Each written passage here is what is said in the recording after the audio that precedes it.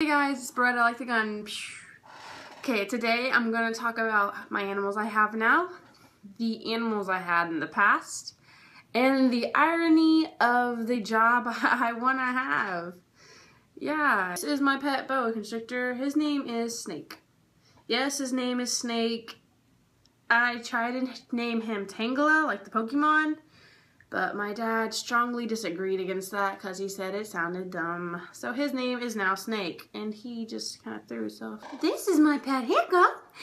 He's a little tired right now, and yeah, I named him Hiccup because when I got him, I was watching How to Train Your Dragon, and the main character in that is Hiccup. Yeah, and he's a little cutie, even though he's mean sometimes, but it's okay. This is Bubba. We got him from our friends who were moving out of their house and they couldn't take him with them. So we now have him. And I don't know what he's trying to do right now, but sometimes he's hard to pick up because he tries to eat your fingers. Not eat, I mean lick, so I have to watch my fingers or he's gonna lick them. And his tongue's really sticky, so it feels funny. And this is Bubba. Say bye! Oh, he did it. This is my tortoise named Turtle. Yes, his name is Turtle. This is a hyper dog, Jax. Thank you. That explains him. Okay. This is Wendy. She's really hyper right now. Yes, she was. Oh, yeah, she just want to play. Oh, yeah. We named her because we went fishing one day and it was very windy and the wind pushed her into the water. So that's where Wendy came from. This is my pet fish, Flounder. And then down here, I don't know if you can see him, but that is Sebastian. The ironic part is that even though I've had some of these animals like I just showed you, we've had even crazier ones and wild ones, actually really wild ones. That's what we mostly get our animals from, is either catching them or people giving them to us.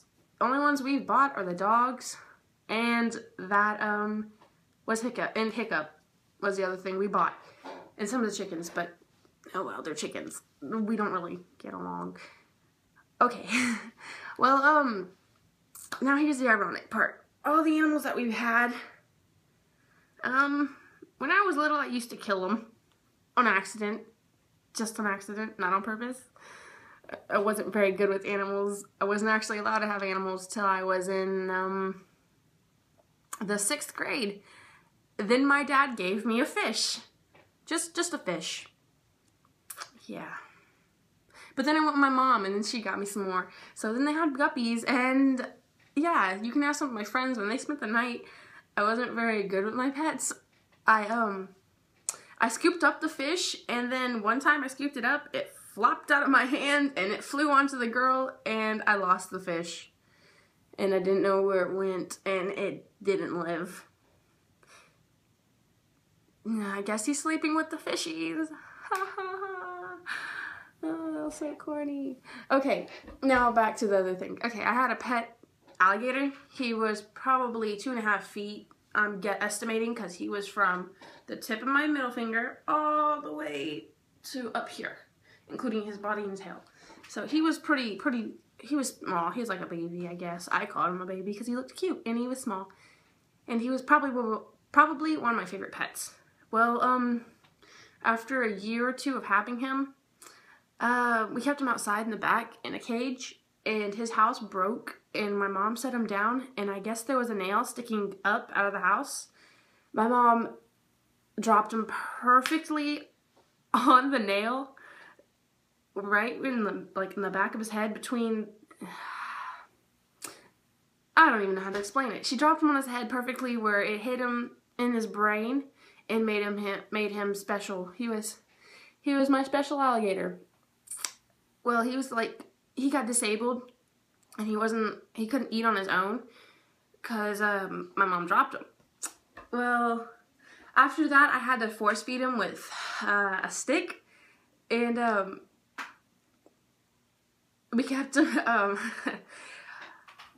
okay, we force fed him with a stick, and I used to shove shrimp down his throat so he'd be able to eat. It worked for like 4 or 3 months, but then I guess one day he wasn't feeling it and not hungry, And I fed him and fed him. He kept throwing it up though, so I fed him again. And then he kept it down for a little bit, I guess. And I put him in the bathtub because he was special, so we didn't keep him outside anymore. We kept him inside, and it was winter time too, because they're supposed to be hibernating, but he's not one that hibernates. So we kept him inside, and he lived in our bathtub, in my bathroom. And I had a friend over. Her name's Caroline, and she went in our bathroom. I guess she does the thing what I do too. I check people's bathroom behind their curtains because I've watched way too many scary movies that I have to check behind the bathroom curtain. And I guess she did that before she went to the bathroom, and she found out my alligator was dead. Yeah. That's a nice way to go out. Just die in a bathtub and let your friends find you. Yeah. When I was about 6, I used to think guinea pigs could fly. So I lived in a 2-story house, and my sister was gone. She had a guinea pig named Cookie. So I hung Cookie over the railing of the stairs, and I thought he could fly. So I wanted to test out my theory, and I let him go over the rail, and is what he did. So, long story short, guinea pigs cannot fly. I have a lot more stories like this, so there's probably going to be many more parts of this. I don't want to make this too long. So, yeah. Toodles.